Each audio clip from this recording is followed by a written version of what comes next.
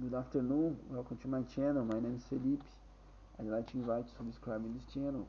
Today we're going to continue the studies of international logistics. If you like this video, share with your friends, start the notification, give us a like, support the channel with donations. Follow me on Twitter, Facebook and Instagram. Thank you very much. Remember, if you're going to buy at internet, choose the link below at the description, amazon.com and shopee.com.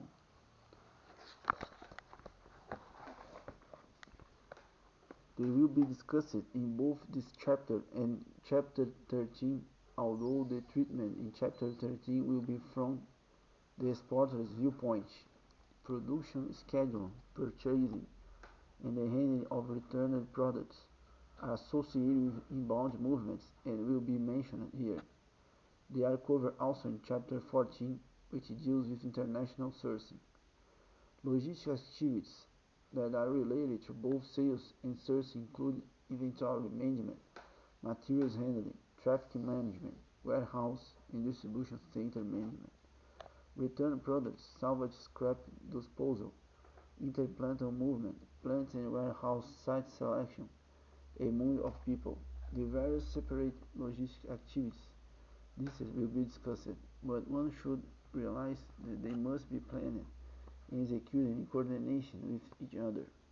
Forever present in the idea of cost trade-offs, the logistic manager may pay more for one element of service in order to save an even larger amount on different elements. For example, if you want to use air freight, an expensive form of transportation, one saves money on packaging because airlines are more careful with cargo than are many ocean carriers.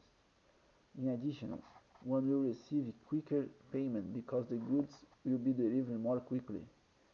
In addition, according to current logistics, through improving the level of customer service, has its own reward in the form of increased sales. The second topic to be covered in the chapter is related to the first, and it deals with firms that specialize in performing the various logistical functions. Prior to the use of all-inclusive language, they were known as middlemen. Today they are referred to as facilitators or intermediaries. Intermediaries are well known in marketing channel literature. They arise in the process of exchange because they can improve the efficiency of the process. In addition to covering routine logistic functions, they perform literally hundreds of specialized tasks associated with import-export movements. Take translators, for example. They may be needed for verbal translations, same trade negotiations, and promotional video types, and for reading translation of trade documents of user manuals. A translator must be able to work with at least two different languages. Consider the number of different languages pairs for which translations might be needed. The best known intermediaries in international trade are the freight forwarders. Conventional wisdom continues to hold that they should be used by all first-time exporters. In addition, many firms with long experience in exporting and importing continue to use forwarders for all but the most routine and repetitive of activities.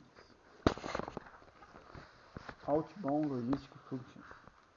Outbound logistics for the exporting firm are covered both here and chapter 13 in this chapter. The attempt is made to merely list and define the activity.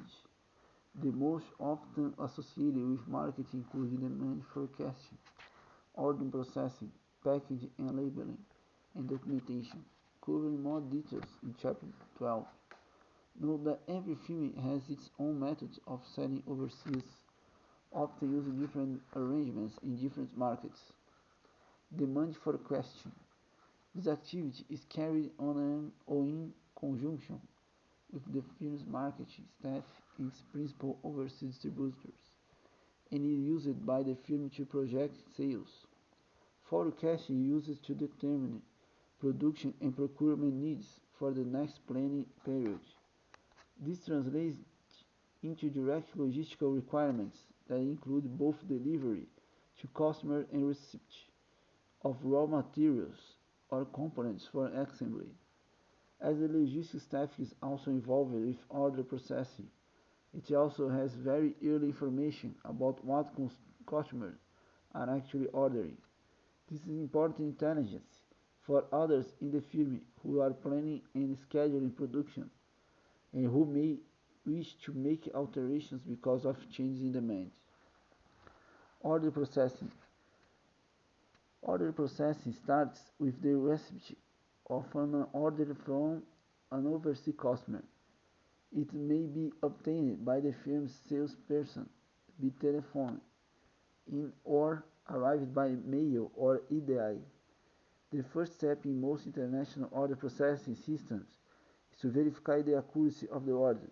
That's making certain that the various documents accompanying the order contain no internal errors that might mean the customer was uncertain about what he or she was ordering.